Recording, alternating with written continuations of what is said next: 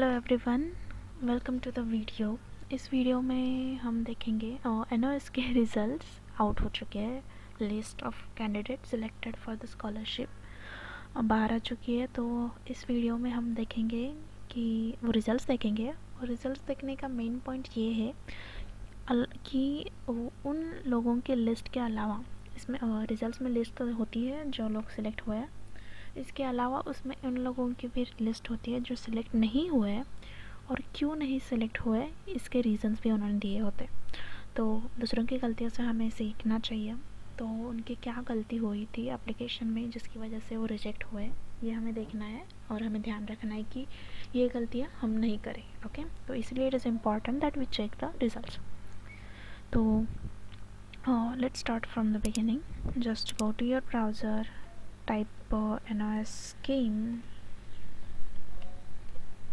जो आपको पहला कहाँ पे गया स्कीम,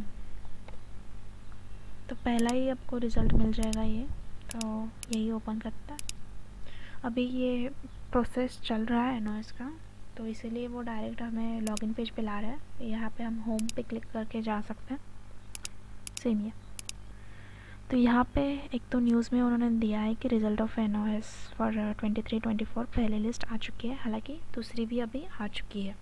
यहाँ पर भी हम क्लिक करके जा सकते हैं या डाउनलोड कर सकते हैं, या फिर इस रिज़ल्ट्स में भी हम देख सकते हैं। तो यहाँ पे जैसे मैंने पहले वीडियोस में भी बताया कि उन्होंने पुराने रिज़ल्ट्स भी यहाँ देखने के लिए रखे हैं। तो हमें इस साल के देखने we can just click on this and download, या फिर अपलोड कर सकते हैं यहाँ पे। तो मैंने ऑलरेडी डाउनलोड करके रखे हैं। तो ये है पहली लिस्ट, 26 मई को उन्होंने रिलीज़ की थी। तो यहाँ पे लिखा है कि 530 लोगों ने अप्लाई किया था। 15 फरवरी से 31 मार्च तक एप्लीकेशन पोर्टल शुरू था। 530 लोगों ने अप्लाई किया था। उनमें से 125 सीट्स जो खाली थी, 125 लोगों का प्रोविजनल सिलेक्शन हो चुका है, मतलब ये टेम्प्रेरी है। इसके बाद उनका डॉक्यूमेंट वेरिफिकेशन और ऑल होगा, और उसके बाद उनको फाइनल सिलेक्शन हो जाएगा। तो अभी ये जो डॉक्यूमेंट वेरिफिकेशन वगैरह है, ये जो पीरियड है, इसमें अगर ऐसा हो चुका कि 125 लोगों में से किसी का डॉक्यूमेंट कोई टाइम पे प्रेजेंट नहीं हुआ, या फिर उन कैंडिडेट्स में किसी ने अपना स्कॉलरशिप का एप्लीकेशन अप्लाई विड्रॉ कर दिया कि मुझे नहीं चाहिए स्कॉलरशिप, तो ये जो बची हुई सीट्स है वो 61 लोगों का ये जो वेटिंग लिस्ट है, उनमें से उन लोगों में से टॉप के लोगों को मिलेगा। ओके, तो 344 एप्लीकेशंस रिजेक्ट हुए हैं। सो आपको 344 टाइप के डिफरेंट रीजंस मिलेंगे यहाँ पे क्यों रिजेक्ट हुआ है। Okay, so let's go. यहाँ पे सिलेक्टेड कैंडिडेट्स जिनको ये स्कॉलरशिप मिली है 125 लोगों का, उनका लिस्ट दिया है। तो यहाँ पे हमें मेजरली क्या देखना है कि रैंक, यूनिवर्सिटी रैंक कहाँ से कहाँ तक के यूनिवर्सिटी रैंक वालों को मिला है। तो 15 से शुरू होता है ये, और लास्ट यूनिवर्सिटी जिनका सिलेक्शन हुआ है वो है 125। तो ये जो कोइंसिडेंट है इस साल की कोइंसिडेंस है कि 125 लोगों का सिलेक्शन 125 यूनिवर्सिटी रैंक तक ही हुआ है। नॉट नेसेसरी कि हर साल ऐसा हो। अभी पिछले साल क्या हुआ था, पिछले साल ज़रा कंपटीशन कम था, तो 125 लोगों का सिलेक्शन लास्ट जो हुआ था, जिसका सिलेक्शन उनका यूनिवर्सिटी रैंक था 216। तो जस्ट इमेजिन कि पिछले साल 200 तक की यूनिवर्सिटी का सिलेक्शन हुआ था, और इस साल 120 तक ही। मतलब see just competition has increased lot of people. बहुत लोगों को ये स्कॉलरशिप के बारे में अब पता चल रहा है इंटरनेट की वजह से। तो ज़्यादा एप्लीकेशंस है, ज़्यादा कंपटीशन है। सो जितनी आपकी यूनिवर्सिटी टॉप रैंक वाली होगी उतने आपके चांसेस ज़्यादा है। तो उसके नीचे दिया है वेटिंग लिस्ट 61 लोगों का, कि इनमें से कोई विड्रॉ कर ले या फिर कुछ कारण से उनका स्कॉलरशिप कैंसिल हो जाए, तो इन लोगों में से सिलेक्शन हो जाएगा स्कॉलरशिप के लिए। तो अभी सेकेंड लिस्ट आई है 3 लोगों का कुछ, तो 125 में से 3 लोगों का कैंसिल हुआ था स्कॉलरशिप। तो इन टॉप 3 लोगों को अभी जैसे इन्होंने बताया यहाँ पे सेकेंड लिस्ट में ये 3 लोगों को स्कॉलरशिप अब मिल चुका है। ओके। और फिर उसके नीचे नई अपडेटेड वेटिंग लिस्ट दी है उन्होंने। तो ये हो गया। अभी मोस्ट इम्पॉर्टेंट पार्ट, क्यों हमें रिजल्ट्स देखने हैं, क्योंकि इस वेटिंग लिस्ट के नीचे रिजेक्टेड लोगों की लिस्ट होगी और इस लिस्ट में दिया है क्यों रिजेक्ट हुए वो लोग, रिमार्क्स में दिया है। तो हमें इस पर फोकस करना है, नॉट नेसेसरी नेम्स पे नहीं। तो यहाँ पे अलग अलग रीजंस दिए हैं, मोस्टली वही रीजंस होते हैं, अलग अलग वर्ड्स में बताए होते हैं। तो कुछ देख लेते हैं हम। University does not have a QS ranking. Okay, QS ranking usually 500 तक सारे, मतलब जो भी लोग एक यूनिवर्सिटी का रैंक क्या है, ये 500 रैंक तक लिखा होता है। उसके बाद रेंज में बताते हैं QS रैंकिंग। सपोज अभी यूनिवर्सिटी ऑफ विंडसर है कनाडा की, उसका रैंक कुछ तो 600 to 650 ऐसे दिखाते हैं वो। और आई थिंक 1000 के बाद तो यूनिवर्सिटी रैंकिंग ही नहीं होता। ओके, सो इस यूनिवर्सिटी का रैंकिंग नहीं था। इनकम डॉक्यूमेंट्स भी उन्होंने अपलोड नहीं किए और सेमेस्टर मार्कशीट्स भी नहीं, बहुत कुछ किया नहीं हो मतलब। सो इनका इनकम डॉक्यूमेंट्स नहीं अपलोड किए हैं। ट्रेन जा रही है, please avoid the noise, background music. Income documents not attached, university does not have QS ranking, offer letter is conditional. So क्योंकि कंपटीशन बहुत है, वो रिजेक्ट करने के लिए सिर्फ गलतियाँ ढूंढते हैं। So you have to make sure कि आपने हर एक चीज़ का ध्यान रखा है, कोई गलती नहीं की। ऑफर लेटर कंडीशनल हो तो कोई चांस ही नहीं है सिलेक्शन का। अगेन वही रीजंस है। Income certificate not given, ITR not submitted. So income certificate का बहुत डेलिकेट चीज़ होती है, और फैमिली का इनकम देना होता है, इंडिविजुअल हो तो वो देना होता है, ITRs देने होते हैं। तो मैं तो एडवाइस करूँगी कि जितने सारे आपके इनकम रिलेटेड डॉक्यूमेंट्स हैं वो सारे आप सबमिट कर दो।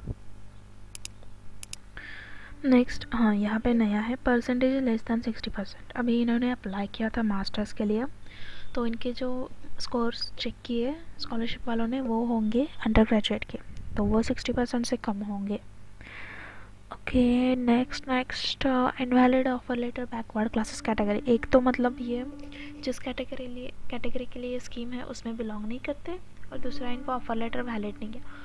ऑफर लेटर वैलिड ना होने के बहुत सारे रीजंस होते हैं। फॉर एग्ज़ाम्पल, एक तो कोर्स ऐसा होगा जो NOS स्कीम में अलाउड नहीं है, जैसे इंडियन कल्चर और समथिंग ऐसा कुछ होगा कोर्स, या फिर ऐसा होता है कि एक्सपायर्ड भी हो सकता है ऑफ़र लेटर। सपोज़ मुझे इशू किया है ऑफ़र लेटर जनवरी में, तो ऑफ़र लेटर में लिखा होता है कि ये ऑफ़र लेटर सपोज़ 30 अप्रैल तक एक्सेप्ट करना है। अभी जो ऑफ़र लेटर मुझे 30 अप्रैल तक एक्सेप्ट करना था, वो ऑफ़र लेटर में 25 मई को स्कॉलरशिप के इसमें लगा रही हूँ, तो उसका कुछ फ़ायदा नहीं है। So you have to check offer letter is valid proper. Okay, again the same. तो वही उसमें ही थोड़ा सा गलतियाँ हैं, ज़रा सा डिफ्रेंशिएट होगा। See candidate applied for masters degree, however already completed masters. जिनका मास्टर्स हो चुका है वो वापस मास्टर्स के लिए अप्लाई नहीं कर सकते। सिमिलरली जिनका PhD हो चुका है वो वापस PhD के लिए अप्लाई नहीं कर सकते। Again she has already a completed master degree already completed. Income exceeds 8 lakh, ये तो कंडीशन था उनका कि 8 लाख से अंडर वाले ही हो सकते। एज, सो आई थिंक यही मेजर रिजेक्शन रीजंस होते हैं। I think we have covered much of it. See यहाँ पे वो कैटेगरी बिलोंग तो करता है, पर उन्होंने वो सर्टिफिकेट नहीं दिया जो मैंने पिछले वीडियो में दिखाया था। उनको सर्टिफिकेट का फॉर्मेट भी उन्होंने दिया था, वो अपलोड करना था, वो नहीं किया।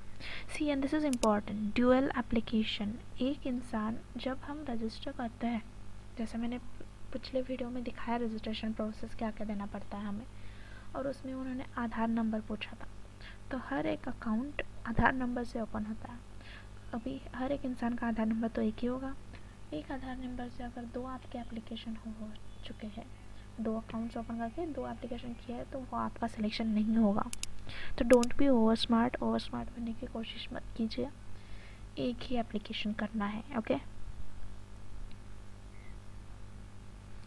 हाँ, जो बैचलर्स के हम अपलोड करते हैं स्कोर कार्ड्स वगैरह, यूजुअली अभी बैचलर्स का रिज़ल्ट मोस्टली होता है CGPA में, पर ये सारी जो प्रोसेस होती है स्कॉलरशिप की वो कंसिडर करते हैं परसेंटेज।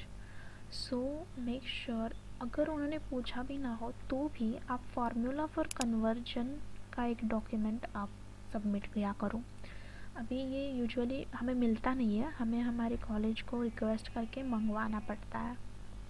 सो अगर उन्होंने पूछा भी ना हो तो इट इज़ रियली वाइज कि आप स्कोर कार्ड्स रिजल्ट्स के साथ डिग्री सर्टिफिकेट के साथ formula for conversion of CGPA to percentage attach कर दो। नहीं तो ऐसा हाल हो जाएगा कि अचानक रिजेक्शन में लिख देंगे कि फार्मूला फॉर कन्वर्जन नहीं दिया है। ओके, ये क्या नया है? Name applicant has been mention different in March 2016। हाँ, so it is really important कि हमारे डॉक्यूमेंट्स पे हमारा नेम इसकी कंसिस्टेंसी होगी। तो आपकी you have to make sure कि आपके डॉक्यूमेंट्स भी सही है। जो भी आपका डॉक्यूमेंट आपने अपलोड किया, Aadhaar, passport, caste certificate, 10-12 marksheets, bachelors marksheet, सब पे आपका नेम सेम होना चाहिए। अगर वो नहीं है तो जल्द से जल्द आप अपना सर्टिफिकेट्स वो वापस इशू करवा लीजिए, क्योंकि ये सभी जगह अप्लाई होता है। कुछ भी, कोई भी स्कीम हो, कोई भी गवर्नमेंट रिलेटेड प्रोसेसिंग हो, इट इज़ इम्पॉर्टेंट कि आपका नेम सारे डॉक्यूमेंट्स में सेम हो। हाँ, ये ग्रेजुएशन इनका हुआ नहीं। ऐसे हो सकता है कि इन्हें ग्रेजुएशन के बाद इमीडिएट मास्टर शुरू करना है, पर क्योंकि इस स्कॉलरशिप के लिए सारे documents, final result, degree certificate लगता है, तो शायद वो अगर ग्रेजुएशन हुआ ही नहीं तो वो कहाँ से लाएंगे, right? See again here gap certificate. हाँ, जैसे CGPA to percentage conversion formula का है, वैसे ही गैप सर्टिफिकेट। अगर अब हम देखा जाए तो एडवर्टाइजमेंट में ये नहीं लिखा होता कि गैप सर्टिफिकेट प्रोवाइड करो, CGPA to percentage conversion formula provide करो। तो दिस इज़ आवर रिस्पॉन्सिबिलिटी कि कोई हमारी तरफ से कमी ना रह जाए। तो फिर ये अचानक बोल दें गैप सर्टिफिकेट नहीं लगाया, नहीं। तो इसी रीज़न के लिए ये रिज़ल्ट्स देखने पड़ते हैं।